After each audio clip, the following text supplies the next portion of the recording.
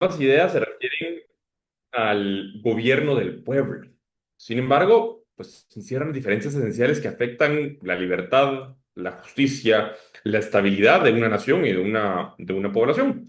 Y en la clase de hoy lo que vamos a analizar es qué es una democracia, qué es una república, sus orígenes históricos, sus principios fundamentales y las voces de grandes pensadores al respecto.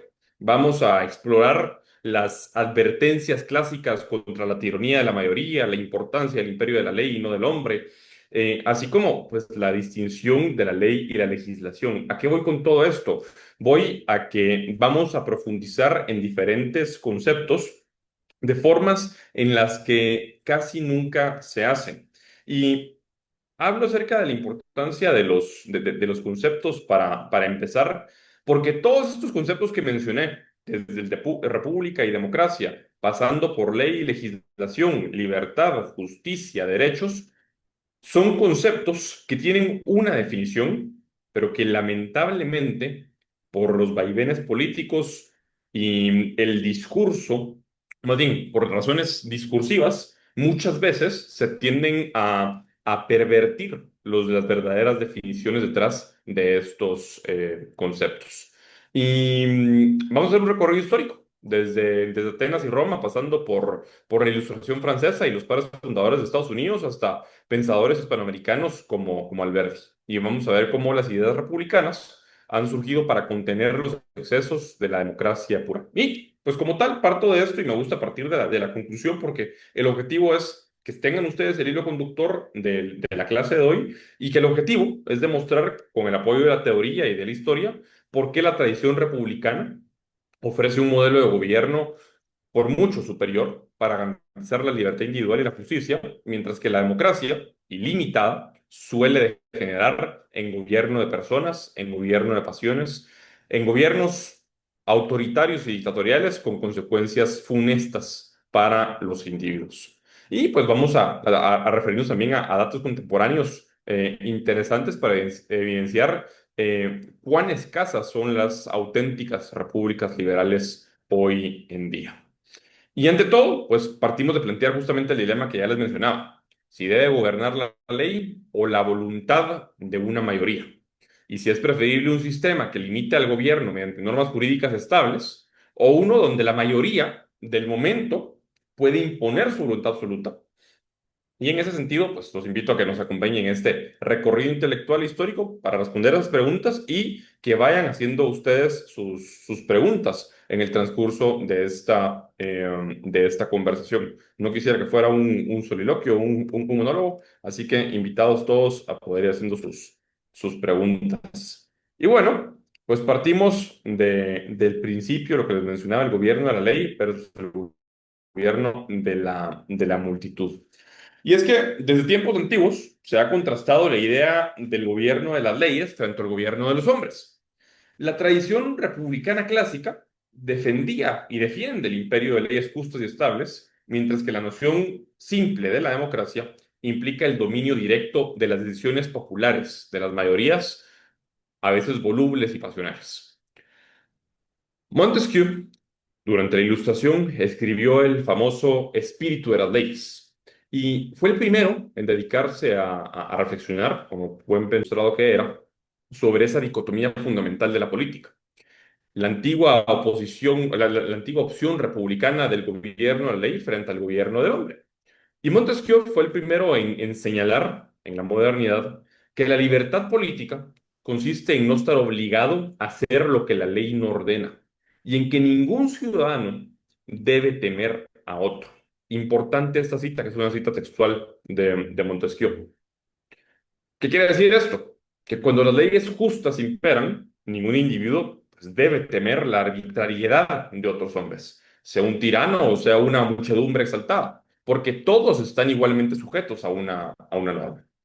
Así, en términos simples, y para que partimos de esta definición, la república busca el imperio de la ley, la democracia busca el imperio de las personas. Y este contraste lo anticiparon filósofos desde Aristóteles, que escribía, y lo cito textualmente, que es más apropiado que la ley gobierne que cualquiera de los ciudadanos. Y si se colocan las personas en el poder supremo, deben ser solo guardianes y servidores de las leyes. Fin de la cita. Y en ese sentido, para Aristóteles, la ley bien concebida debía mandar y los gobernantes ser pues meros ejecutores de esa ley. Y por otro lado, Aristóteles también le temía a la degeneración de la democracia, cuando ésta derivaba, decía Aristóteles, en demagogía o en la tiranía en la mayoría. Un fenómeno pues que básicamente se da y vemos hoy en día cuando el pueblo o una mayoría que se autodenomina pueblo, movido por las pasiones y caprichos del momento, actúa sin ningún tipo de freno contra los derechos individuales de las personas. Y en ese sentido, partiendo de esa tradición aristotélica, la civilización romana también heredó esa convicción. Marco Tulio Cicerón, un gran orador de la República Romana, hablaba sobre la supremacía de la ley con una sentencia famosa, que en latín dice así, y la cito textualmente: Legium servisumus ut liberi esse possimus. ¿Qué significa eso? Somos siervos o servidores de la ley para poder ser libres. Dicho de otra forma, la libertad se consigue mediante la ley. Vamos a entrar más adelante a definir qué es este concepto que hemos mencionado ya varias veces ahorita al inicio de esta conversación de ley, entre comillas. Y en ese sentido, pues de una forma bastante paradójica, someterse a leyes justas, iguales para todos, es la condición de la verdadera libertad civil. Ninguna persona, ni siquiera una mayoría, debe estar por encima de la ley. Y esa es la condición fundamental de una república. Porque cuando la voluntad caprichosa de los hombres domina, la libertad desaparece. Y en ese sentido, pues la teoría política clásica, cuando digo teoría política clásica me refiero a la teoría política de las civilizaciones clásicas de Grecia y de Roma, advertía pues que el gobierno de los hombres, sea el de un solo monarca, el de un solo autócrata o el de una multitud, conduce a la arbitrariedad, conduce a la discrecionalidad, conduce al capricho y pues en cambio, un gobierno de leyes propio de la idea republicana implica normas generales, justas, estables, previsibles, que vinculan tanto a gobernantes como a gobernados. Y esa tensión conceptual entre república y democracia ha sido, pues, básicamente la idea central en la organización de los gobiernos a lo largo de la historia de la civilización occidental. ¿A qué me refiero yo por la civilización occidental? A aquella civilización que nace de la fusión de tres grandes civilizaciones: la civilización griega, la civilización romana y un tercer elemento que sería un error llamar la civilización, pero las ideas derivadas del judio-cristianismo, que combinadas entre sí han permitido una trascendencia de instituciones a través de poco más de 2000 años. En los países particularmente que hoy conforman Europa, América y Oceanía. Pasemos entonces a los orígenes, ya esbozamos algunos temas de la teoría republicana y demócrata clásica, pero vámonos como tal a la historia para comprender esa diferencia entre la democracia y la república. Y bueno, pues es bastante ilustrativo remontarnos, y se cortó acá la imagen del Panteón Romano, pero resulta ilustrativo remontarnos a sus orígenes históricos en la era clásica, con dos experimentos políticos paradigmáticos que sirven de ejemplo y que se dieron en la realidad: la democracia ateniense por un lado y la república romana por el otro. En el siglo V antes de Cristo inicia el experimento ateniense de la democracia en Atenas. Atenas, pues, como tal, es célebre por haber practicado la primera democracia directa conocida, pues, para nuestra civilización. Todos los ciudadanos hombres se reunían en una asamblea, a la que llamaban eclesia. No es casualidad que la palabra iglesia hoy venga justamente de esta palabra griega eclesia. Se reunían en una asamblea para deliberar y votar las leyes y decisiones de la ciudad-estado, de la polis griega. No había una constitución escrita, no había una constitución que limitara su poder. La mayoría decidía, la mayoría de los miembros de esa asamblea decidía sobre cuestiones públicas de forma directa. Este sistema era pues el equivalente a una libertad sin frenos de tomar decisiones, sin frenos institucionales. Un gobierno de la mayoría de ciudadanos, una mayoría, claro, que en ese contexto era una mayoría excluyente, reducida, pues no participaban mujeres, no participaban extranjeros, no participaban esclavos, eso sí, pues vale aclarar, pero la mayoría que podía formar y cumplía las condiciones para formar parte de la iglesia, se reunía a tomar decisiones que afectaban la vida pública de todos los ciudadanos de Atenas. Y en ese sentido, pues la democracia ateniense fomentó la participación popular. Hoy por hoy, cuando pensamos en democracia, pensamos naturalmente en elecciones. Yo estoy seguro que si yo les preguntara en este salón virtual, en esta aula virtual, si yo les digo democracia, ¿cuál es la primera palabra que piensan? ¿Qué me dicen? No sean tímidos.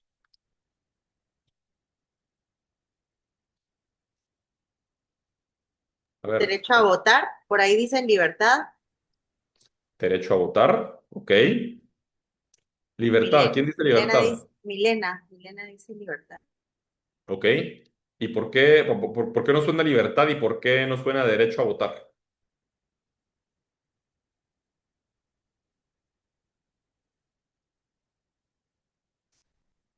No sean tímidos. Milena, ¿puedes hablar? Te activé el audio, pero. Am, Hola, feliz tarde. Hola, Milena. Bueno, lo llamo libertad porque dependiendo también de cómo nosotros veamos la libertad, pudiésemos llamarlo democracia. Para mí la libertad es eso de que todos tengamos o cumplamos las leyes, pero teniendo en cuenta que hay también, no sé si ya la palabra sería limitaciones o saber hasta dónde llegan mis derechos para respetar el del otro. Por eso lo llamé así. Ok. Interesante eso que mencionas, Milena, y me adelanto a una respuesta que daremos más adelante. Pero hay una diferencia importante entre libertad de elegir y libertad como derecho. Pero vamos a verlo más adelante. Leslie, Leslie, perdón, Virginia. Es la opinión de la mayoría, Ok, o sea, la ok. decisión de votar por alguien, pero por una mayoría. Exacto, y digamos que ya son junto tanto lo que dices tú, Leslie, como lo que decían con anterioridad, ese derecho a votar, usualmente asociamos la idea de democracia a la idea de elegir por mayoría. Si a mí me preguntan qué pienso cuando pienso en democracia, pienso en las elecciones a las que acudimos los guatemaltecos cada 4 años, y en los diferentes países latinoamericanos en periodos de cada 4 o 6 años, a elegir quienes han de ocupar algunos cargos públicos. En el caso de la democracia ateniense, justamente a eso se refería la democracia. Era pues una libertad de elegir y deliberar sobre absolutamente todo, no únicamente sobre quiénes iban a gobernar, sino absolutamente todas las normas que iban a regir la vida pública y privada de las personas. Y ojo en eso, es la vida pública y la privada. Y pues la democracia estadounidense hizo justamente eso, fomentar la participación popular y la toma de decisiones por parte de mayorías. Pero fue ese mismo ejercicio práctico, histórico, de la democracia plena, de la democracia absoluta, la que mostró desde el siglo V antes de Cristo los peligros de la democracia absoluta. Platón justamente criticó en su compendio de ensayos de la República que la demagogia y la inestabilidad eran, de cierta forma, dos elementos o dos desenlaces a los que podía conducir la democracia sin restricciones. Y Platón básicamente argumentaba que con el tiempo las mayorías, guiadas más por la emoción,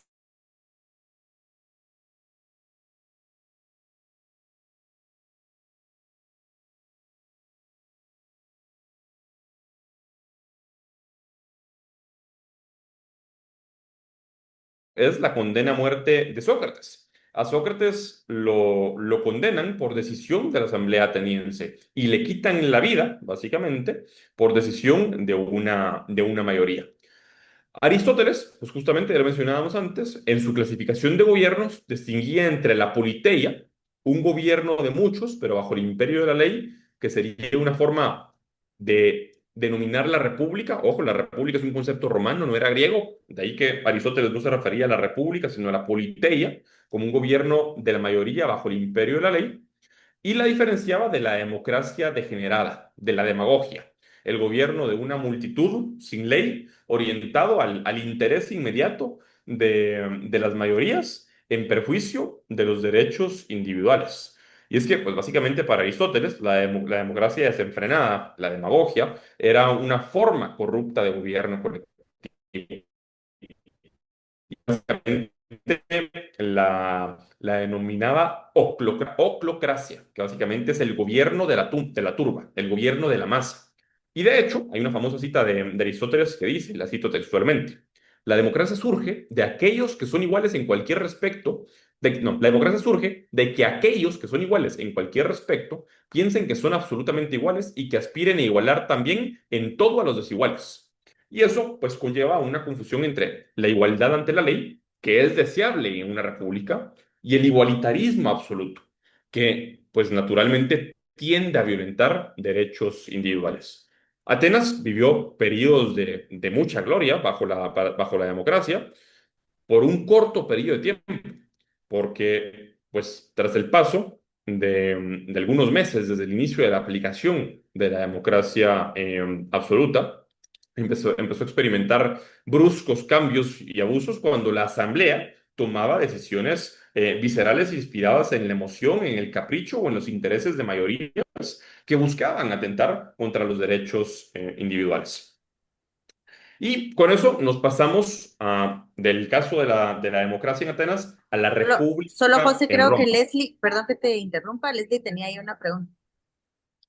Sí, José, ¿por qué siempre, o sea, yo lo que no entiendo es por qué las oclocracias permanecen, o sea, en los tiempos antiguos había oclocracia, pero hasta el sol de hoy, teniendo mucha información, seguimos teniendo oclocracias, entonces yo no logro entender por qué persiste este patrón. ¿Sí se me escuchó? Sí, sí, te escuchamos. José, ¿escuchas? Creo que se fue.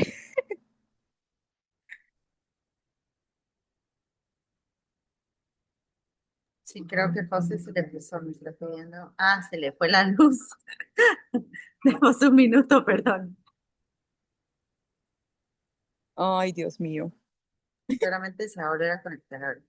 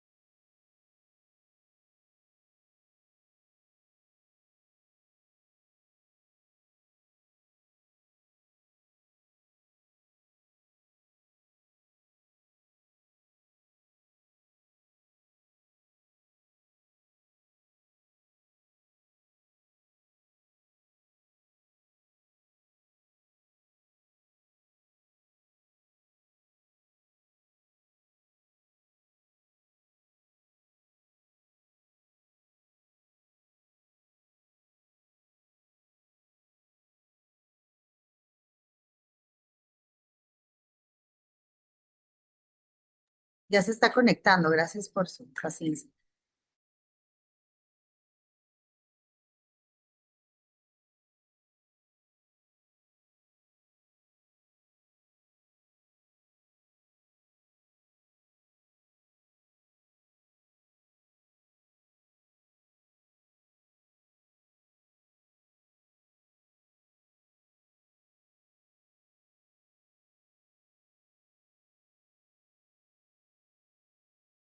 Listo, ya volvió José.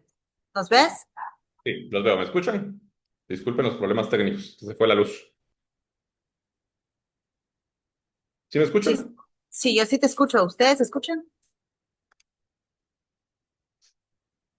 Súper. Bueno, ahorita voy a proyectar nuevamente.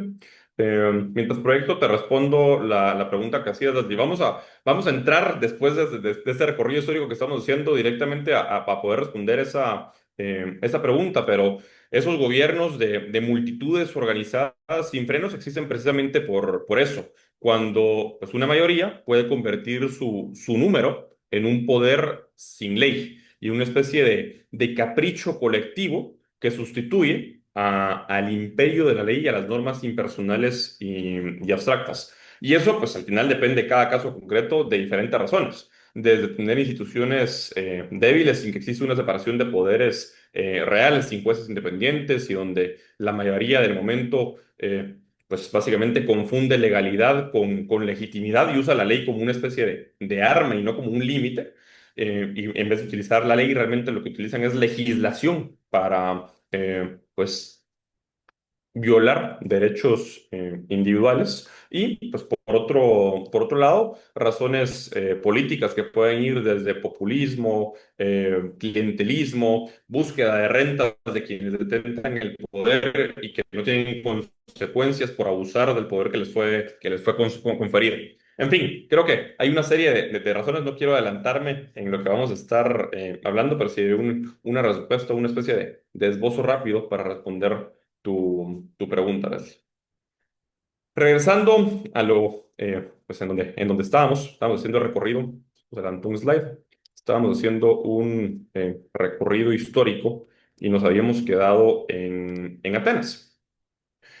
Y empezamos a pasamos unos slide antes, a el caso de Roma y la República Romana como tal, que es bastante cercana a, a la democracia ateniense. Es decir, en el momento en el cual la democracia absoluta se empieza a ejercer en Atenas, la República Romana empieza a nacer en la antigua Roma.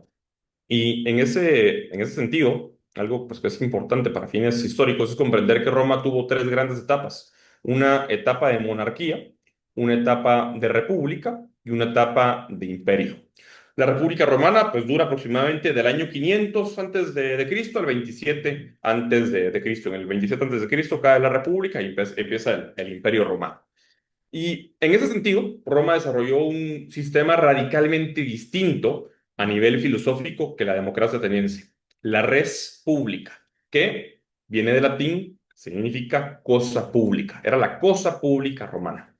Y aunque tenía elementos de participación popular, como por ejemplo las elecciones por tribus para elegir magistrados, y había una figura en la cual la plebe, en la República Romana habían patricios y plebeyos, la plebe elegía tribunos, elegía representantes de ellos ante el Senado, con poder de veto en el Senado romano. Y el sistema romano se basaba en leyes, en instituciones y en frenos entre distintos órganos de poder. Roma, por ejemplo, agarró la República Romana, tomó algunos elementos de su monarquía. Había dos cónsules que hacían las veces de reyes, que hoy sería el equivalente a un presidente, con un poder ejecutivo que cambiaba cada año, es decir, los cónsules romanos cambiaban cada año. Algunos elementos aristocráticos, el Senado. El Senado básicamente era un consejo de ancianos vitalicio. Una vez tú eras electo para formar parte del Senado, formabas parte de ese consejo a perpetuidad hasta que fallecías y estaba compuesto por patricios y representantes de los patricios y los tribunos de la plebe, es decir, representantes electos por medio de votación de los plebeyos y también de algunos elementos democráticos, porque había, aparte del Senado, algunas asambleas populares para tomar decisiones concretas relacionadas con la administración del patrimonio público de Roma.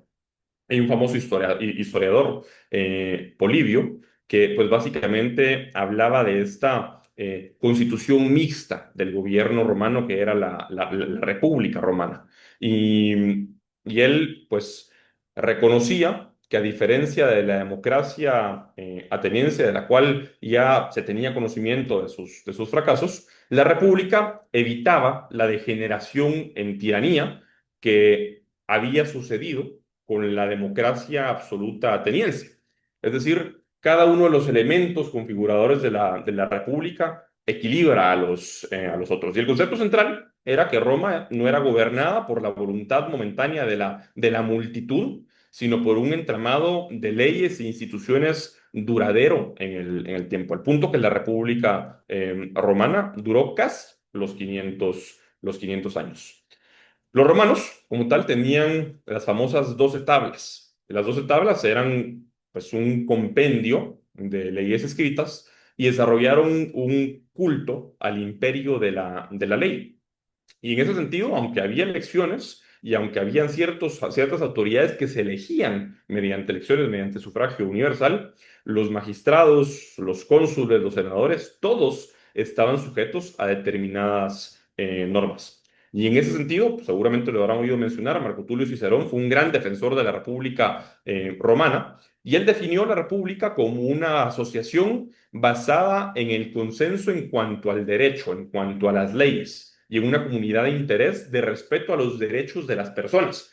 Suena esto demasiado sofisticado, pero básicamente a lo que se refería Cicerón con esto es que efectivamente el consenso, que en teoría la democracia dice buscar, el consenso es necesario para determinar el contenido de las leyes, mas no así el contenido de los derechos de las personas, porque los derechos de las personas son absolutos. Y aunque haya pues algunas cuestiones que pueden ser sujetas a discusión en el Senado, los derechos individuales nunca estaban sujetos a discusión. Claro, los derechos individuales de quienes tenían derechos o eran sujetos de derecho en la República Romana. En la República Romana no todas las personas eran dignas de derechos. Por ejemplo, los esclavos no eran vistos como sujetos de derecho. Pero, pues, como concepto esencial, quienes eran sujetos de derecho en la República no estaban sujetos como tal a los caprichos del momento, del gobernante de turno. Y para Cicerón, pues básicamente, sin república no había justicia y sin justicia no había república. La justicia se garantizaba mediante la existencia de leyes plasmadas por escrito mediante el uso de la razón, que no eran inventos de los senadores, sino era una especie de ejercicio de descubrir cuáles eran esas normas que hacían más fácil y mejor la convivencia entre seres humanos. Y fue cuando se empezaba ahí en ese entonces a esbozar el concepto de derechos. Y en ese sentido, pues ya les decía, la República Romana logró una mayor estabilidad durante siglos gracias a esas estructuras. Incluso eh, soportaron hasta que guerras civiles e intereses personales minaron el sistema, desembocando en el imperio. Pero en su época republicana clásica sirvió de inspiración para generaciones futuras de pensadores, particularmente que en la Ilustración y en la Revolución Americana se volvieron a reempaquetar en las repúblicas modernas. Y he hablado ya pues, en varios momentos en esta conversación que estamos teniendo sobre la tradición republicana de la Ilustración. Y es que, pues luego de la caída del imperio romano, y más bien, luego de la caída de la República Romana y la caída de Roma, la Edad Media, pues conoció muy pocos experimentos democráticos o republicanos a gran escala. Hubo algunas comunas, algunas ciudades república como Venecia o como Florencia, pero realmente eran a una muy pequeña escala ejercicios prácticos republicanos o democráticos. La tendencia durante la Edad Media fue un periodo de monarquías y no fue, pues, sino hasta la Ilustración en el siglo XVII y XVIII que algunos intelectuales empezaron a rescatar abiertamente la tradición republicana clásica para aplicarla a los nuevos estados. Y en esa época se definieron con bastante más claridad los principios que hoy llamamos de una república liberal. Y tomaron, no los inventaron, sino tomaron elementos de algunos ejercicios políticos prácticos que ya se habían dado con antelación. El primer gran caso es el primer gran elemento que se toma en la Ilustración es la Carta Magna de 1215. La Carta Magna, pues básicamente fue el primer documento mediante el cual ciudadanos se organizaron, en este caso fueron nobles, se organizaron para ponerle límites a un monarca y pues establecer cuáles eran esos límites en un documento al que después llamaron Constitución. De ahí la razón por la cual hoy en día a la Constitución a veces se le dice Carta Magna. La Carta Magna de 1215 en Reino Unido impuso que el monarca no estaba por encima del derecho consensuado entre los varones y los nobles. Y ese fue un antecedente bastante importante de lo que hoy hablamos o conocemos como el Estado de Derecho. Con el tiempo, pues Inglaterra desarrolló un parlamento y la noción de que incluso el rey debe obedecer la ley. Es decir, de ahí viene la famosa frase de un gobierno de leyes y no de hombres. Una frase que apareció hasta 1780 en los Estados Unidos, después de la independencia americana. Pero esa semilla ya estaba en la historia inglesa temprana. Por otro lado, mencionábamos al inicio al barón de Montesquieu, y pues él fue un pensador francés ilustrado, que fue un pilar de la teoría republicana moderna. Y en su libro El espíritu de las leyes, un libro publicado en 1748, Montesquieu analizaba comparativamente distintos regímenes y distintos modelos de gobierno. Y él, pues, admiraba la constitución mixta de Inglaterra por básicamente ser una combinación de una monarquía limitada, una aristocracia y una democracia, muy similar a la República Romana, con una separación de poderes. Y él fue el primero en hablar de una separación de poderes que se vivía en una rama ejecutiva, una rama legislativa y una judicial. De hecho, una de sus frases más célebres que seguramente han escuchado es que todo hombre que tiene poder se inclina a abusar del mismo y sigue hasta que encuentra límites. Y es la famosa frase de que para que no se pueda abusar del poder, es preciso que por disposición de las cosas el poder detenga el poder. Esa es una frase, pues, la cito textualmente, de Montesquieu en su libro El espíritu de las leyes, y esa es la esencia de la república moderna. Un sistema de frenos y contrapesos, de pesos y contrapesos, de checks and balances, son diferentes formas de llamarle, para impedir la concentración unipersonal del poder. Es decir, dividir el poder, disgregar el poder en diferentes instituciones, en diferentes personas con capacidades distintas de hacer distintas cosas que la ley les reconoce que pueden hacer para asegurar que nadie pueda abusar de ese poder.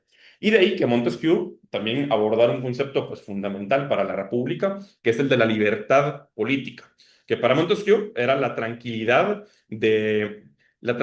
de espíritu que proviene de la convicción de estar protegido por las leyes.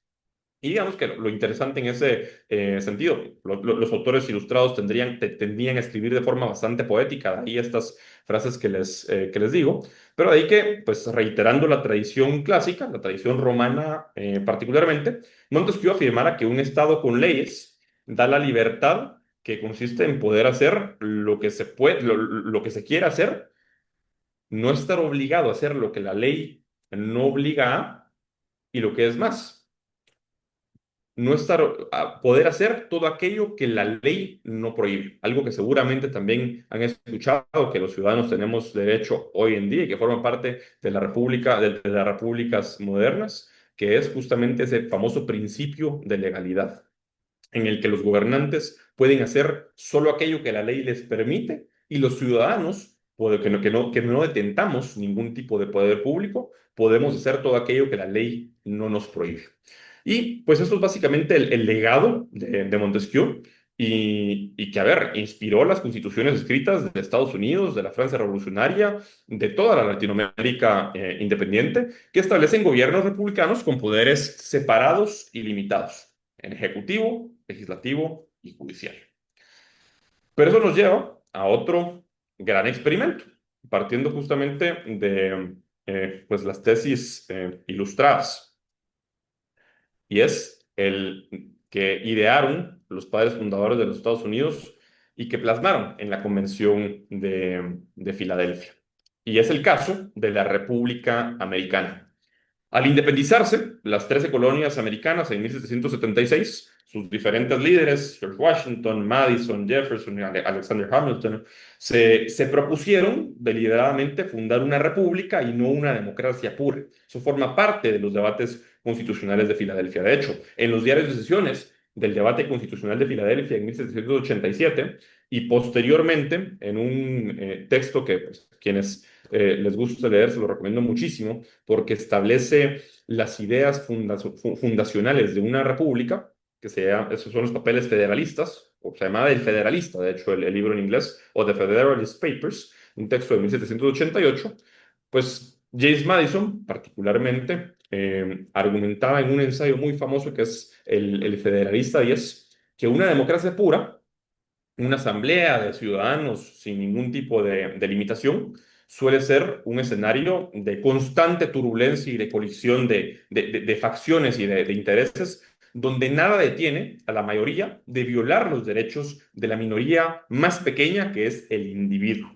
Y de hecho, una cita de este ensayo, que es el 10º de esa colección de ensayos, dice: por eso, estas democracias siempre han dado espectáculo de turbulencia y disputas. Siempre se han encontrado incompatibles con la seguridad personal y los derechos de propiedad, y en general han sido tan breves en sus vidas como violentas en sus muertes. Tal es el caso de Atenas. Y básicamente, termino la cita, la solución que proponía Madison en el Federalista, junto con Hamilton y con Jay, era una república representativa.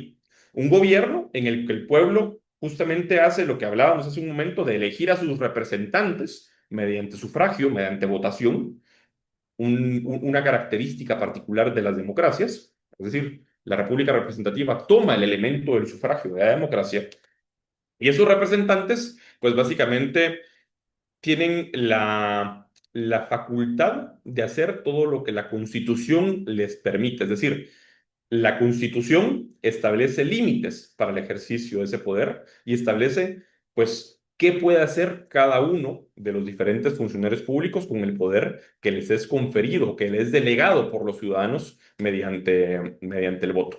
Y de esa forma, la pasión momentánea de una mayoría, el capricho de una mayoría, no puede fácilmente traducirse en leyes que vayan a violentar los derechos a la vida, a la propiedad y a la libertad de las personas, porque hay una serie de procedimientos, una serie de pesos y contrapesos que impiden que el mero capricho de un gobernante pueda traducirse automáticamente en una violación a un derecho individual.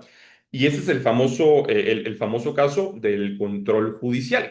La República Americana incorporó a los elementos de lo que hoy conocemos como las repúblicas modernas un elemento adicional que es el control judicial, que es básicamente esa autoridad que tienen algunos jueces y magistrados para ponerle freno a las decisiones de un Congreso o de un presidente, en el sentido de que es una Corte Suprema de Justicia, un tribunal constitucional, el que ante la posibilidad de que una nueva ley emitida por el Congreso, de que un acuerdo emitido por un presidente vayan a violar derechos individuales o vayan a implicar un abuso del poder que les fue conferido, los jueces tienen esa facultad de revisora para determinar si lo que está haciendo el funcionario público, ya sea un Congreso o un presidente, se ajusta a los poderes que le han sido conferidos. Y si no se ajusta a los poderes que le han sido conferidos, pues básicamente desechar esa norma, desechar esa ley, desechar esa decisión que fue tomada por alguna de las autoridades por no ajustarse a esos límites. Es decir, una vez más, el famoso ejemplo de un gobierno de leyes y no de hombres. Y en ese mismo sentido, junto con la Constitución de los Estados Unidos, hubo un ejercicio paralelo de crear una carta de derechos que establecen esas limitaciones al poder. Y los derechos como tal, que se reconocen en el famoso Bill of Rights de los Estados Unidos, no son concesiones, no son privilegios, y aquí voy con esto, no son necesidades. La Declaración de los Derechos Individuales de los Estados Unidos, el famoso Bill of Rights, no establece un derecho a la salud, no establece un derecho a la educación, no establece un derecho al trabajo.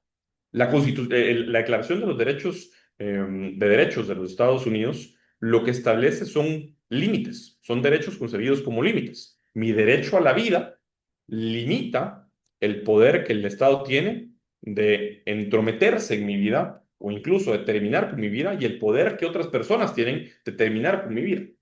El derecho a la propiedad lo que implica es que absolutamente nadie puede decirle a un individuo qué hacer y cómo disponer del producto de su esfuerzo físico y mental. Es decir, un derecho a la propiedad no es el derecho a conseguir propiedad de forma ilegítima tomando las propiedades de los demás, sino significa que los demás no puedan de ninguna forma meterse en la esfera privada de lo que me pertenece en virtud de yo haberlo creado. Si tienen preguntas, sí. José, te paro ahí. Justo Leslie pregunta, ¿no se convierte la democracia en tiranía de la mayoría cuando ignora los derechos individuales? Efectivamente, y esto va alineado con lo que la República busca proteger, porque los derechos individuales son principios que sancionan, principios que limitan la libertad de acción de otros hombres, y cuando hablo de hombres me refiero como especie, en un contexto social. ¿Y a qué voy con esto? El derecho a la vida, el derecho a la propiedad y el derecho a la libertad, que son derechos fundamentales que la República busca garantizar y proteger y que el Bill of Rights de los Estados Unidos fue el primero en poner en blanco y negro, lo hizo la Declaración de Independencia, pero de forma mucho más clara el Bill of Rights de los Estados Unidos, que parte del debate constitucional de Filadelfia de 1787. Fue el primero en establecer los derechos y definir los derechos como límites, no como necesidades que otros tienen obligación de satisfacer, sino como límites. Un derecho básicamente limita el poder de un gobierno. Mi derecho a la propiedad limita el poder que tiene el gobierno a cobrarme impuestos. Mi derecho a la propiedad limita el poder que tiene el gobierno de disponer de la casa que yo construí, que yo adquirí con el producto de mi esfuerzo. Y en ese sentido, la democracia no respeta esos límites. La democracia, la democracia absoluta, si una mayoría decide que por alguna razón resulta conveniente expropiar las casas que están, no sé, en una población en Huehuetenango. Si una mayoría así lo decide, en una democracia absoluta, no importa que haya un derecho de propiedad de todos aquellos que viven en esas casas, porque la norma es la voluntad de la mayoría. En una república, siendo que los derechos son límites al actuar de las mayorías, al actuar de terceros, no importa que una mayoría quiera violar ese derecho de propiedad, ese derecho de propiedad se respeta y permanece por encima de la decisión que una mayoría quiera tomar o haya tomado.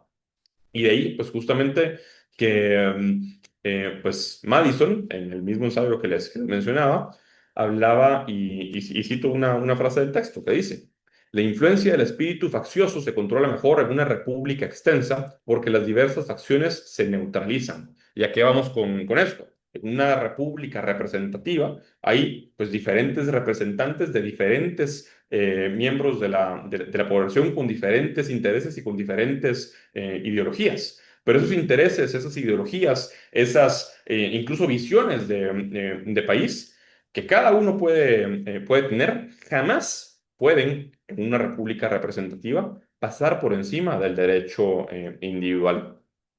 Y de ahí, pues que hay una célebre afirmación que se le atribuye a Benjamin Franklin, otro de los padres fundadores de los Estados Unidos, al salir de la Convención Constitucional, cuando le preguntaron qué tipo de gobierno habían establecido. Y lo que dicen que Franklin dijo fue una república, si pueden mantenerla. Subrayando que la república exigía virtud y vigilancia ciudadana para sobrevivir en el tiempo. Y José, ahí podríamos decir, por ejemplo, que democracia entonces es lo que asegura que el pueblo elija y república es lo que asegura que ese poder esté como regulado con límites. la democracia como tal, sí, parcialmente, la democracia como tal, como forma de gobierno, es el gobierno de la mayoría. Eso si hablamos de una democracia a secas.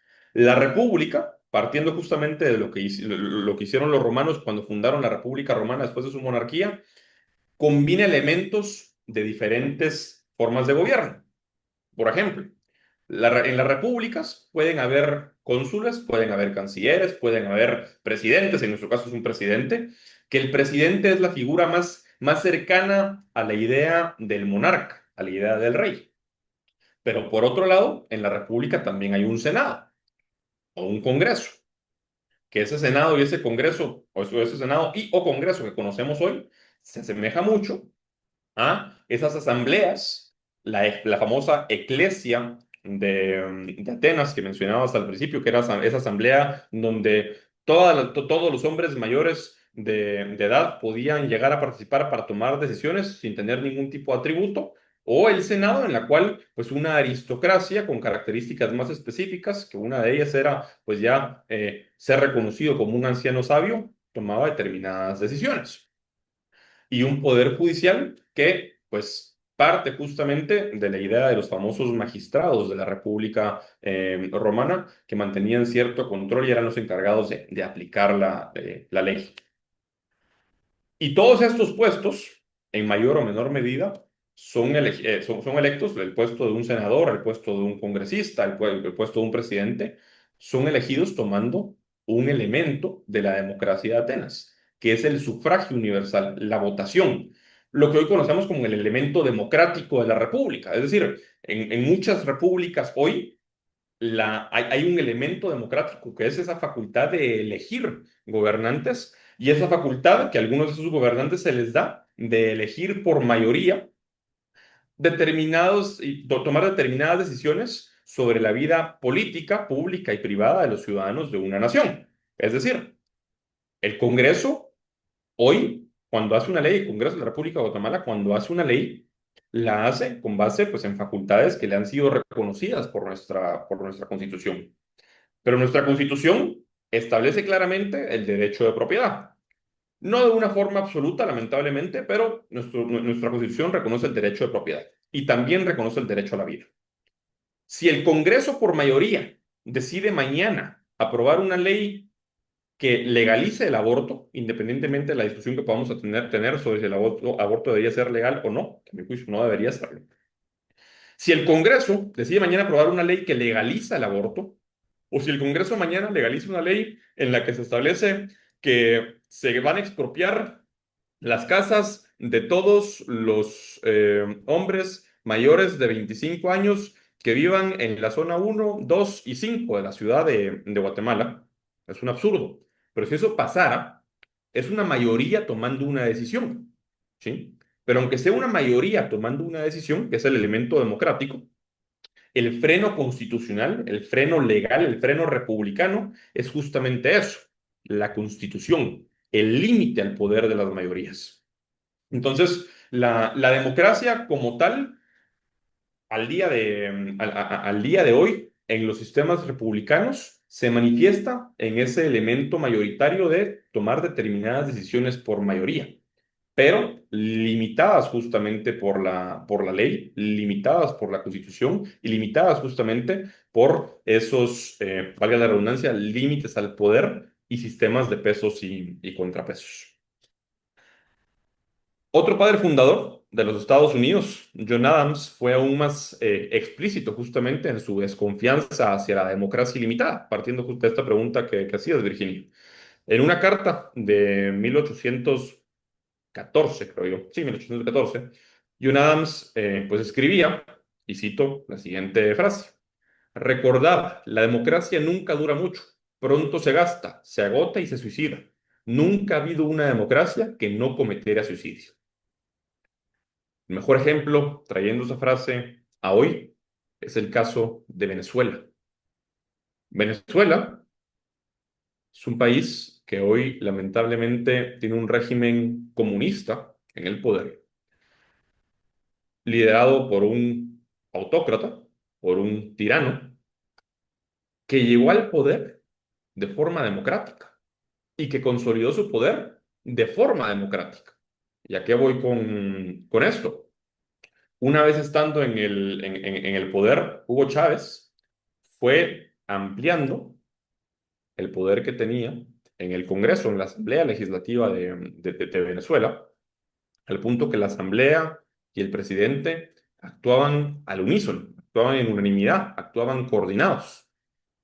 Y luego tomaron control también del Poder Judicial, al punto que los jueces ya no ponían freno ni límites a todas aquellas acciones que el presidente o que el Congreso estaban tomando. De ahí el famoso video de Hugo Chávez caminando por las calles de Caracas gritando exprópiese cada vez que veía un edificio o una casa o una propiedad que él consideraba que podía ser importante expropiar por las razones que fuera que él consideraba necesarias. Y ese es un ejemplo moderno, muy claro, de esta famosa frase de Adams, porque pues básicamente lo que John Adams planteaba en sus ensayos y en sus estudios sobre la democracia es que los impulsos humanos, la ambición, la avaricia, existen en todo gobierno, pero en una democracia y en una democracia como tal, más bien, las masas, a la hora de elegir a un representante, y ese representante, a la hora de ejercer supuestamente el poder que le fue conferido de forma ilimitada por una mayoría, pueden ser pues tan arbitrarias como cualquier tirano. Y para Adams justamente la historia demostraba eso, que una mayoría sin frenos legales es tan peligrosa como un monarca absoluto, como un tirano. Y por ello defendía pues constituciones que establecieran gobiernos de leyes y no de hombres. Una frase que efectivamente quedó consagrada en la Constitución de Massachusetts de 1780 que dice: To the end it may be a government of laws and not of men. Para que el gobierno sea de leyes y no de hombres. Y bueno, pues traída a la época moderna, la república pasó ya entonces a significar algo más preciso, un gobierno representativo, limitado por una constitución y orientado al imperio de la ley. Y la democracia, por su parte, pues se asocia a eso que mencionabas, Virginia, de un gobierno electo por la mayoría. Inicialmente, pues muchos autores la contraponían con la república, con el tiempo han llegado a combinarse los términos en expresiones como una democracia constitucional o república democrática, que describen pues los regímenes modernos donde hay un gobierno electo por mayoría, pero a la vez límites constitucionales que esta mayoría no puede transgredir. A mi juicio, la forma más adecuada de referirnos al concepto es república a secas.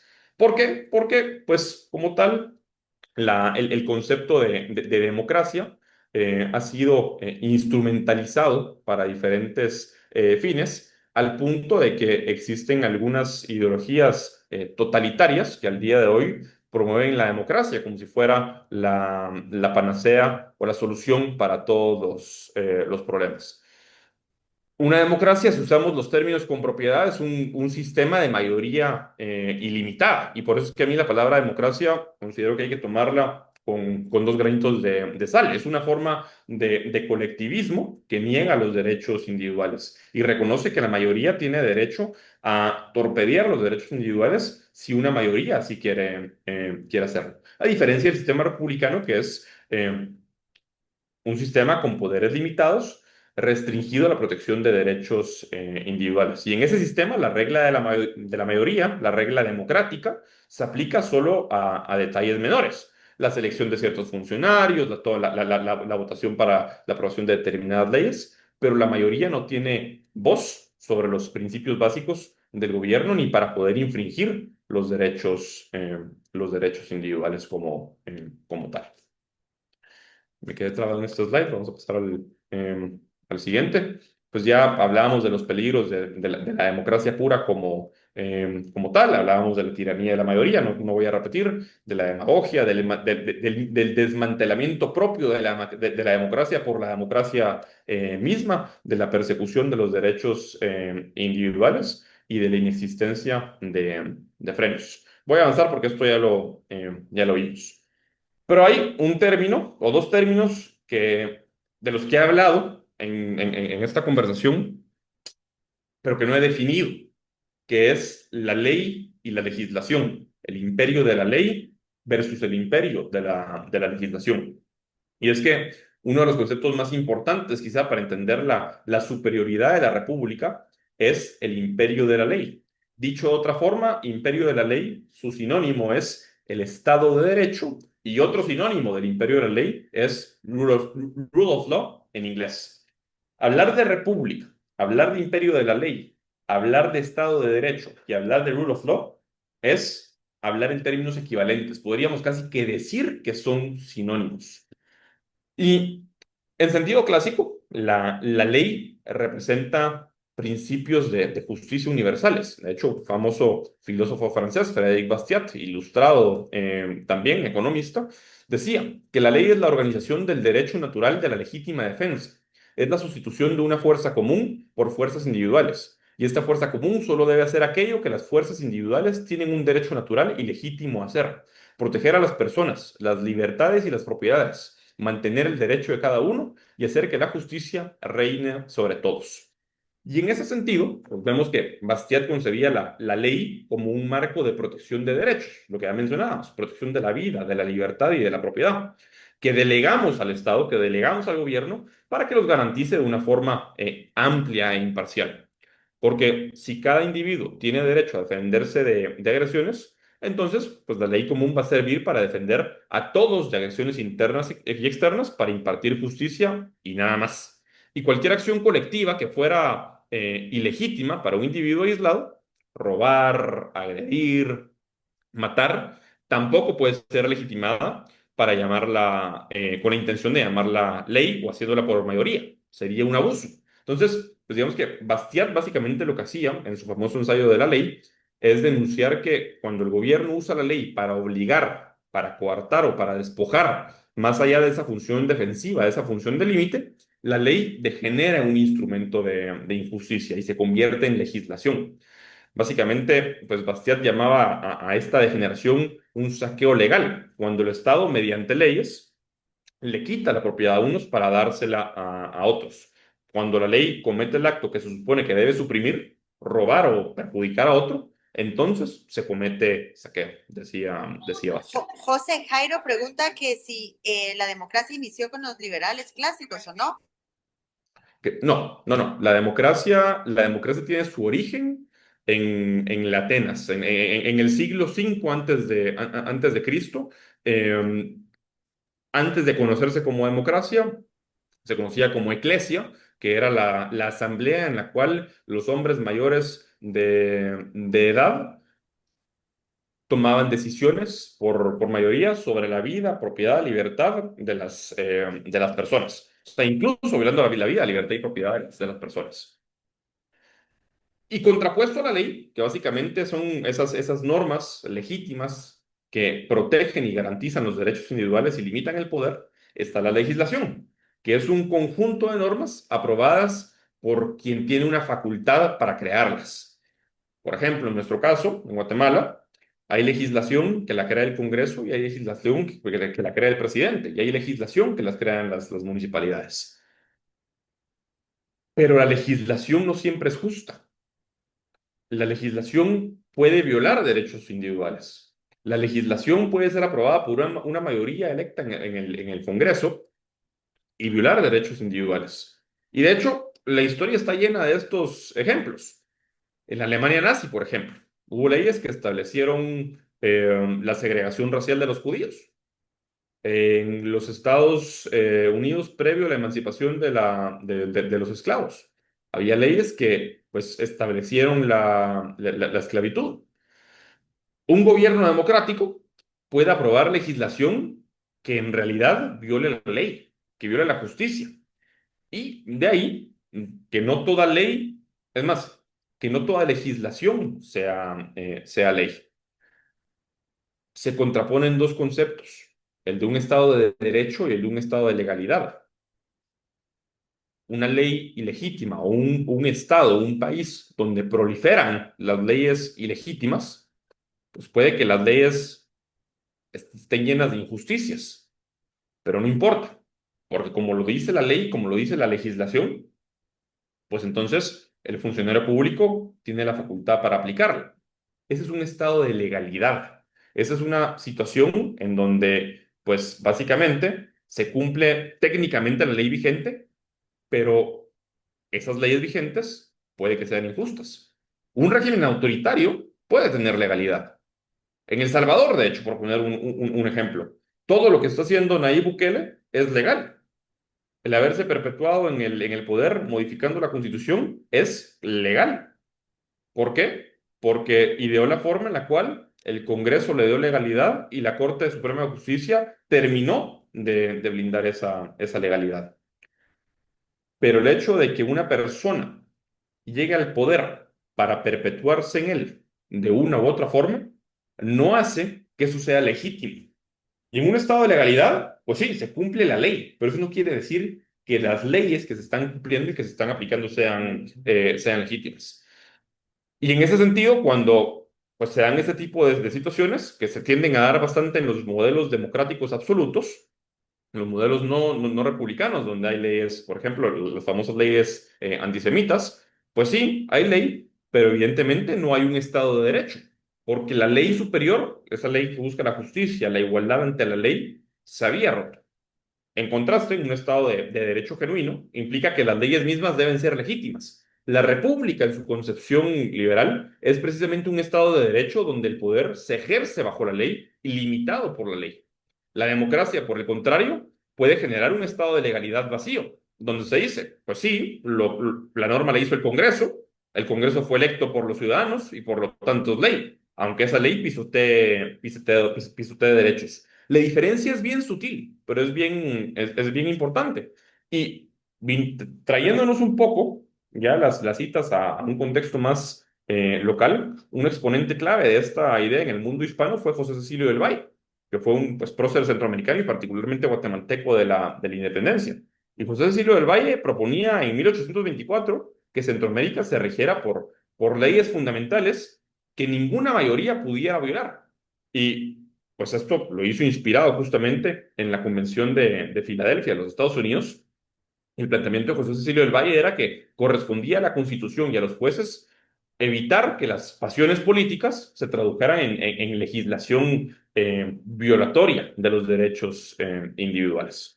Lamentablemente, pues su visión no prosperó en ese tiempo y Centroamérica vivió varias décadas de conflictos políticos, en parte por esa ausencia de un Estado de derecho consolidado. Y en ese sentido, la república garantiza el imperio de la ley, en el que la legislación se somete a la justicia, la legislación busca como tal nada más que proteger los derechos individuales. Y esto me lleva a los conceptos finales del Estado de Derecho y del Estado de legalidad que ya mencionábamos. No sé si se está moviendo mi pantalla, creo que no se está corriendo. Ahora sí Listo. lo vemos. Principios de República Liberal. Listo. Entonces, pues les decía, estos conceptos de Estado de Derecho y Estado de legalidad se han debatido particularmente desde el siglo XVIII a la fecha. Pero un Estado de Derecho, una república, para ir concluyendo este segmento, ese orden político en el que el poder está limitado por el derecho. Y sus características básicamente son que leyes generales, públicas, estables y justas establecen una separación de poderes, una independencia judicial, un respeto por los derechos fundamentales y una igualdad de todos ante la ley. No es una igualdad por medio de la ley, sino es una igualdad de todos ante la ley y mecanismos para hacer valer esos límites. En un Estado de derecho como tal, el gobierno se somete voluntariamente a reglas. Por ejemplo, un gobierno no puede facultar a una autoridad policial a detener a alguien arbitrariamente sin cargos. No puede expropiar, no puede censurar la libertad de expresión, porque la Constitución se lo prohíbe. Y también, pues implica que los particulares pueden hacer todo lo que la ley no prohíbe. Es esa esfera de amplia libertad que tiende a haber en un Estado de Derecho. Mientras que el Estado, pues efectivamente, solo puede hacer lo que la ley le autoriza. Mientras que en el Estado de legalidad, que no es compatible con la República, más es compatible con los regímenes democráticos absolutos, pues básicamente lo que promueven es un legalismo autoritario. O sea, podemos imaginarnos ese país en el que existe una ley en sentido formal, pues hay leyes escritas, hay jueces que castigan según la ley, que aplican la ley, hay funcionarios públicos, hay policías que aplican la ley, pero puede que esas leyes mismas sean injustas o arbitrarias. y no existe ningún tipo de límite al poder. Y esos países, que hay varios ejemplos hoy, tienen legalidad porque todo se hace según la ley, pero no un verdadero Estado de Derecho. Porque, porque las leyes no defienden los derechos, sino los violan incluso. Y muchísimos regímenes totalitarios fueron, y de hecho son, extremadamente legalistas. Emiten decretos, emiten códigos, emiten normas para absolutamente todo. De modo que todo lo que hacen tiene una especie de ropaje legal. Pero esas leyes carecen de legitimidad desde el punto de vista del derecho fundamental, del derecho individual. Un ejemplo, la Unión Soviética tenía constituciones, tenía leyes. Es lo que es más, la Unión Soviética se denominaba a sí misma como Unión de Repúblicas Socialistas Soviéticas, una completa contradicción en términos. Pero, pues justamente para darles esa apariencia de legitimidad, y digo apariencia de legitimidad porque no era legitimidad como tal, la Unión Soviética tenía constituciones y leyes, pero garantizaban solo formalmente derechos que en la práctica podían suspender por interés del Estado. Tenía legalidad, pero los disidentes eran condenados bajo pues, artículos del Código Penal y evidentemente no era un Estado de Derecho, porque el Partido Comunista de la Unión Soviética estaba por encima de cualquier norma. Ese es un ejemplo como tal de democracia y de un Estado de legalidad. Y de ahí la importancia de la diferencia para nuestro tema de hoy y la gran pregunta que hacíamos al inicio de república o democracia. Porque una democracia puede degenerar en este tipo de legalismo sin un auténtico Estado de derecho. Si mañana en Guatemala un gobierno democráticamente electo aprueba con mayoría parlamentaria, con mayoría del Congreso, leyes que eliminan la independencia judicial, que le permiten al presidente pues gobernar por decreto sin control y hacer lo que se le da la gana, que censuran a la prensa, que censuran la libertad de emisión del pensamiento, todo eso puede hacerse legalmente, pero destruye el Estado de Derecho, destruye la República, no es compatible con una república. Y eso pues ha ocurrido en varias naciones contemporáneas. Y vuelvo al tema, el caso de Venezuela, Hugo Chávez y Nicolás Maduro, pues básicamente fue concentrando poder mediante leyes que le habilitaban a ir concentrando ese poder, a ir minando la separación de poderes, los pesos y contrapesos, y reformas constitucionales aprobadas en referéndums o en asambleas. Y pues formalmente todo a la fecha en Venezuela tiene un marco legal, pero el resultado es un régimen donde no hay un equilibrio de poderes, donde no hay garantías reales y donde ya no hay derechos individuales. O sea, Venezuela hoy, como tal, no es un país, no es un país libre. Y pues eso me lleva a ir concluyendo con pues, los principios básicos de una república liberal. José, solo dos preguntas acá. Elio dice, pueden ser leyes, pero no pueden ser morales, como las leyes de las deudas que prescriben en 5 años, pero moralmente se deben honrar. O sea, puede ser ese un ejemplo. Y luego nos da otra pregunta, Jairo, que dice, entonces los sistemas democráticos es el que tenemos en Guatemala, presidencialista, ya que el parlamentario y semipresidencialista son otros, ¿correcto? A ver, es una buena, y parto de esta última, es una buena pregunta. Eh, el enfoque de la sesión de hoy es un enfoque a nivel de filosofía política, no de modelos políticos comparados. ¿Y a qué voy con esto? La república como tal, y la idea que en filosofía política, que es lo que hemos venido analizando en esta sesión, se conoce como república, puede implementarse de diferentes formas. Los Estados Unidos tienen una república representativa. Nosotros tenemos una república presidencialista. Hay repúblicas parlamentarias. Por poner un ejemplo, Francia es una república parlamentaria. Que a ver, en ese mismo sentido es importante. El mero hecho de que un país se autodenomine república no implica que sea una república. La República Democrática del Congo es el mejor ejemplo. Por eso les digo, hoy estamos hablando a nivel de un plano ideal, de un plano filosófico, de cuál es el deber ser de una república y cuál es el deber ser de una democracia. El mejor ejemplo a hoy, a mi juicio, de una república, pese a que ha sufrido algunos embates y incluso el gobierno norteamericano ha tendido a ir incrementando su poder, es el caso de los Estados Unidos, que es una república representativa.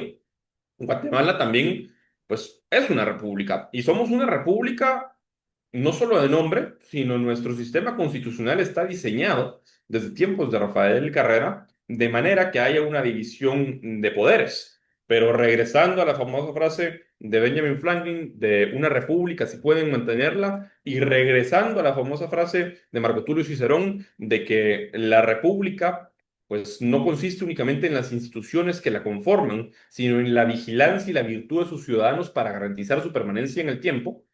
Guatemala es una república en la cual hay división de poderes y hay un sistema de pesos y contrapesos. Y ahorita vamos a ver cuáles son esos principios, instituciones y ejemplos concretos de qué conforma una república. Pero, pues, en la medida en la cual hayan personas que llegan a ocupar cargos públicos, las ambiciones y los intereses de las personas siempre van a ser indiferentes y van a tender a ser volubles. Y en ese sentido, depende de los ciudadanos el garantizar que la república se mantenga más allá de sus formas. ¿A qué voy con esto? El caso de Guatemala contra el caso de El Salvador. El Salvador también es una república y es una república presidencialista. Pero lamentablemente, aunque de nombre sea una república y aunque la Constitución de El Salvador establece una separación de poderes entre el ejecutivo, legislativo y judicial, en el que el legislativo aprueba las leyes, el ejecutivo las ejecuta y las aplica mediante sus diferentes dependencias, y el organismo judicial se encarga de controlar y establecer límites al ejercicio de ese poder y expulsar del ordenamiento jurídico todas aquellas normas que violen los derechos individuales. En la práctica en El Salvador, pues los tres poderes existen, hay funcionarios que integran los tres poderes del Estado, pero en la realidad todo el poder logró Nayib Bukele concentrarlo en sus propias manos, contra el caso de Guatemala, en el cual afortunadamente a hoy nuestro sistema de pesos y contrapesos funciona. Podría funcionar mejor y lamentablemente no funciona mejor por algunos errores de diseño institucional, pero eso es contenido para que tengamos otras sesiones para abordar ya aspectos más prácticos de cómo funcionan los diferentes modelos políticos comparados que incorporan dentro de sí la esencia republicana, como es el caso del nuestro. ¿Cuál era la otra pregunta, Virginia? La primera.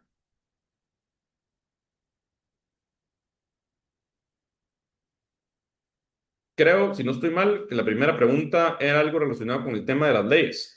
En la tradición republicana clásica, va a ser ley únicamente aquella ley que sea justa. Y hay una definición de justicia como tal, que es aquello que se ajusta a la naturaleza del ser humano. ¿Y por qué decimos que los derechos individuales y el respeto por los derechos individuales es justo? Porque se ajusta a nuestra naturaleza como seres humanos. ¿Y a qué voy con esto? Si no se respeta nuestro derecho a la vida, no podemos existir. Punto. Si no se respeta nuestro derecho a nuestra propiedad, básicamente se está diciendo que no podemos disfrutar del producto y hacer con el producto nuestro esfuerzo físico y mental lo que se nos dé la gana. Es decir, se nos dice que no somos dueños de nosotros mismos, que es nuestra primera propiedad, nuestra vida, y no somos dueños de todo aquello que producimos. Y a diferencia de un árbol que crece por pura fotosíntesis, y lluvia y agua, bueno, valga la redundancia, lluvia y tierra, perdón, nosotros no somos capaces de sostenernos únicamente por nuestra mera existencia, por el ambiente. Por nuestra condición de seres humanos, debemos, pues, trabajar para generar todo aquello que necesitamos para vivir y para conseguir todo aquello que necesitamos para vivir. Y en ese sentido, toda ley justa, pues partiendo de esta visión republicana clásica, toda ley justa va a ser aquella que respete los derechos individuales y establezca límites al ejercicio del poder que no permitan que nadie, ni el gobierno, ni los ciudadanos particulares, intervengan o atropellen esos derechos individuales. Y que si alguien atropella esos derechos individuales haya consecuencias. Entonces, pues caigo al tema. En un sistema republicano, toda ley debería tender a ser una ley justa, una ley que limita el poder y una ley que reconoce los derechos individuales. En una democracia, no toda ley va a ser justa y lo que es más, no toda legislación va a ser ley. Le recomiendo un libro, es un libro un poco denso que justamente, bueno, un ensayo que es el ensayo de la ley, que ya citaba algunas frases de ese ensayo, escrito por el economista francés Frédéric Bastiat, que es un ensayo corto, unas 20 páginas, pero quien desarrolló mucho mejor esta diferencia entre derecho y legislación, entre ley y legislación, entre Estado de Derecho y Estado de legalidad, fue Friedrich Hayek en su libro Derecho, Legislación y Libertad, donde describe Hayek todos los elementos, básicamente, para poder conformar una república. Entonces, Entonces, Elio dice acá, el problema con esto es la corrupción, porque para nadie es secreto que todos ya en el poder pierden el enfoque y se venden a sectores que los benefician personalmente. Entonces, sí pueden llegar a todos los poderes simultáneamente, eso realmente es peor. Eso es lo que nos dice él. Y también Jairo nos dijo que la República, por ejemplo, la República Popular de China, dice, con su sistema económico, dice, es como mixto, pero su política es comunista. O sea, esos son esos comentarios que hicieron ahí en las preguntas. ok, va, varias cosas. China como tal es una democracia. Es una democracia totalitaria, pero es una democracia. ¿Y a qué voy por esto? Es el mejor ejemplo. Todos los regímenes totalitarios son el mejor ejemplo de democracias absolutas, en las que, pues, algunas mayorías, ¿sí? Y digo algunas mayorías porque no es una mayoría, algunas mayorías a las que se les ha legitimado la capacidad de elegir y tomar decisiones sobre absolutamente todo, independientemente que violen o no violen derechos individuales, toman decisiones. Tal es el caso de China, tal es el caso de la Unión Soviética cuando existía. Para hablar de temas de regímenes económicos, yo creo que eso es también meritorio de una sesión aparte. Porque sí, efectivamente hay algunos regímenes totalitarios que han adoptado, y ese es el caso de China, han adoptado eh, elementos no de la república, porque no tenemos que confundir, o doy un paso atrás, no tenemos que confundir los distintos modelos de gobierno, que es cuando hablamos de una república o una democracia, que es lo que nos aqueja hoy, con los modelos económicos que pueden existir bajo los diferentes tipos de gobierno. ¿Y a qué voy con esto?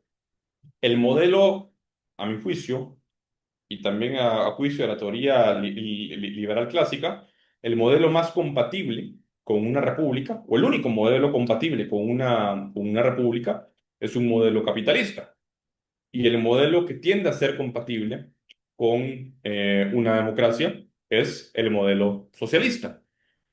Sin embargo, pues hablar de capitalismo y socialismo es un tema aparte al que podríamos dedicarle también bastante tiempo y seguramente en los siguientes webinars de la Escuela Libertad va a ser un tema que se va a abordar, la diferencia entre capitalismo y socialismo, entre capitalismo y comunismo. Pero sí es cierto, como mencionaba alguno de ustedes, que en algunos sistemas totalitarios se tienden a incorporar elementos capitalistas en lo que respecta al sistema económico. Con José, bastante. solo para ir cerrando, perdón, nos quedan 10 minutos. ¿Oíste? Ok, súper. Y con esto, justamente ya voy llegando al final, que esto va a servir para responder la otra pregunta.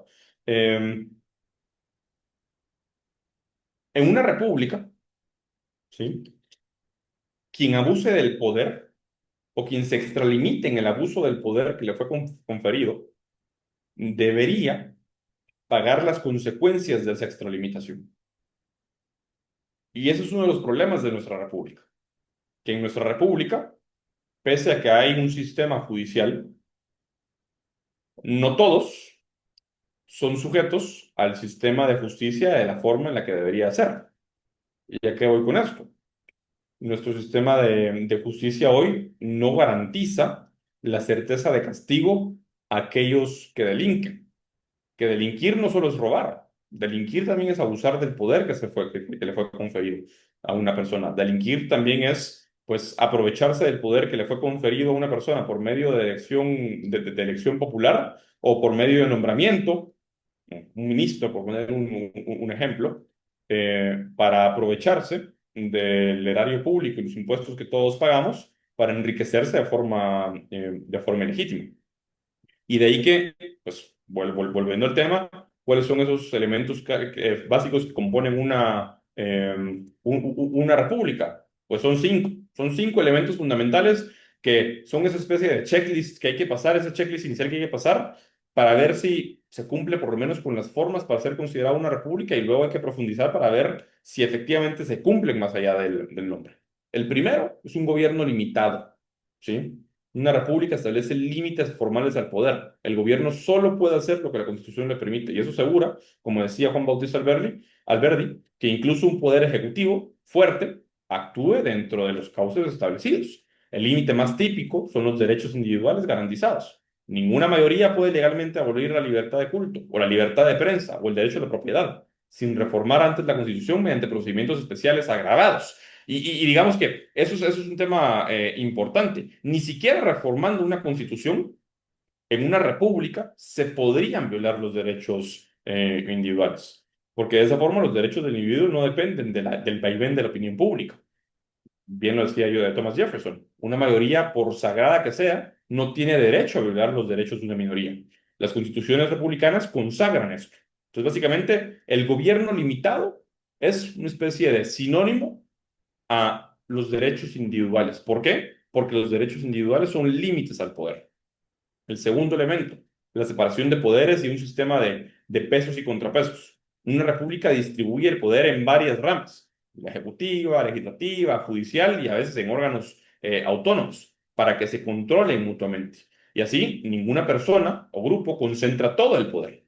Montesquieu decía que esto es la garantía fundamental de la libertad, porque el poder debe frenar al poder. En la práctica eso significa que parlamentos o congresos que legislan son supervisados por tribunales de justicia. Presidentes que administran el gobierno son controlados por el Congreso y por los jueces. Y jueces independientes pueden invalidar todo tipo de actos ilegales del gobierno.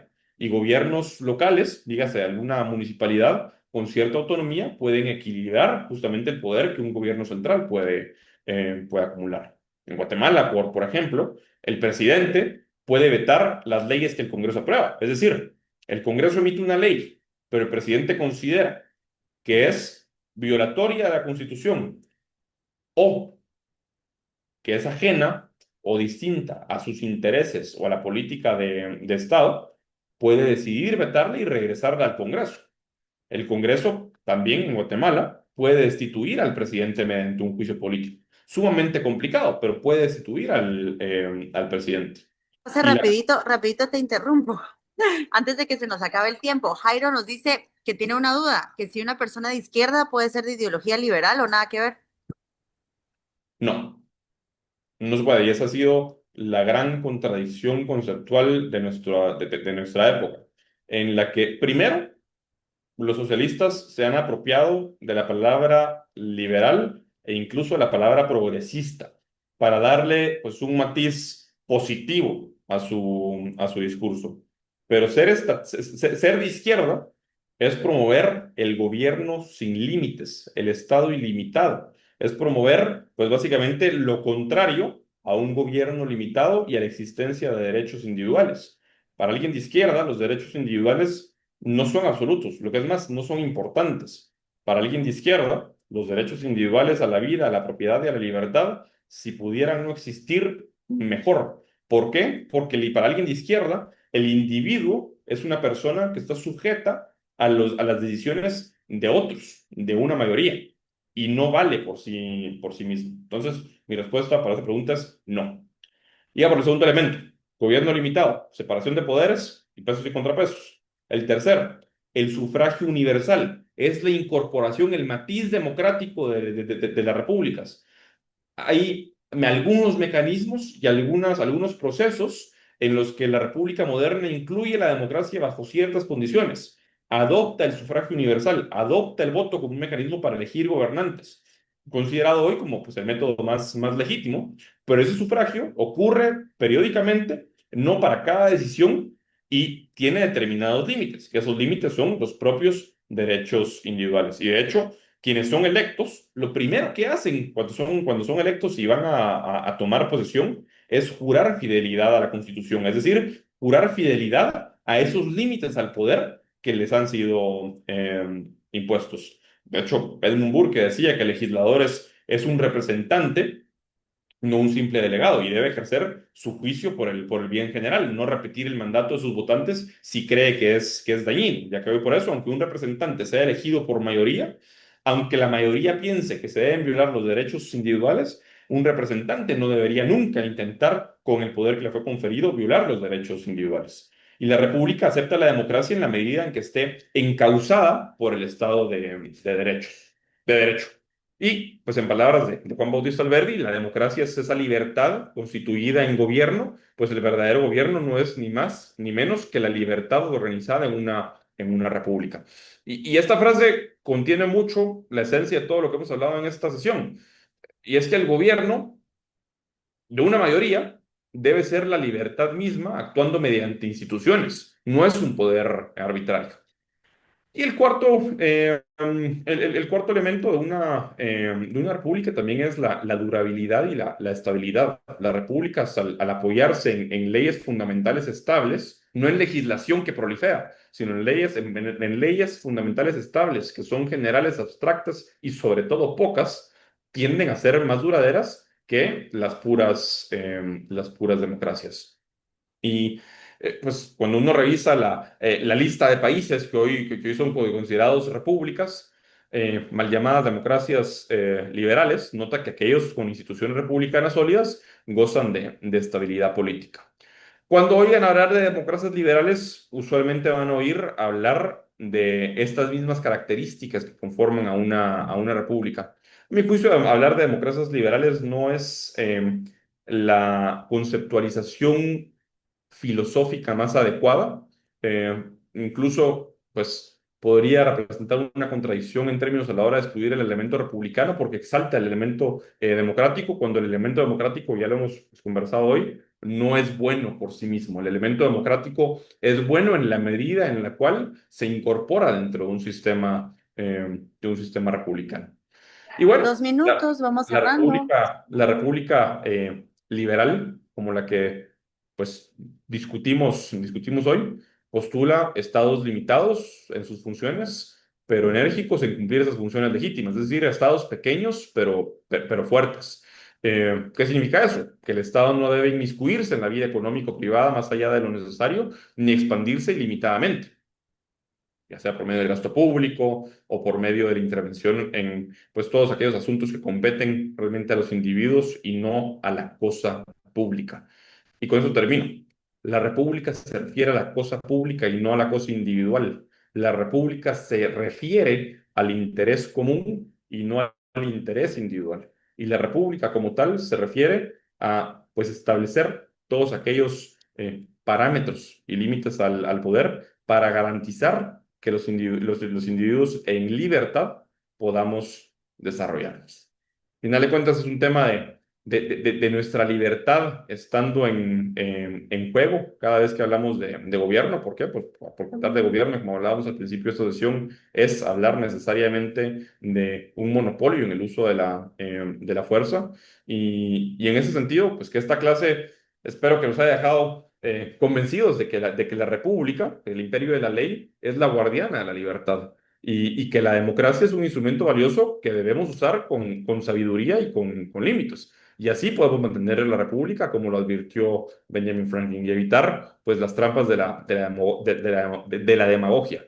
Porque al final del día, de lo que se trata es de garantizar un gobierno con límites claros, como dijo Lincoln, pero siempre circunscrito por la justicia y por la razón. Muchas gracias. Perfecto, muchísimas gracias, José. Gracias a cada uno de ustedes. Buenísimo tema, buenísima ponencia. Recordarles a cada uno de ustedes que cada viernes, primer viernes de mes, tenemos un webinar y estar pendientes, por favor, porque quienes tengan el 85-90% van a ser los que van a recibir su reconocimiento y diploma. Listo. Muchas gracias a Gracias, todos. Virginia. Gracias, José. Buenas noches, muchísimo gusto. Gracias.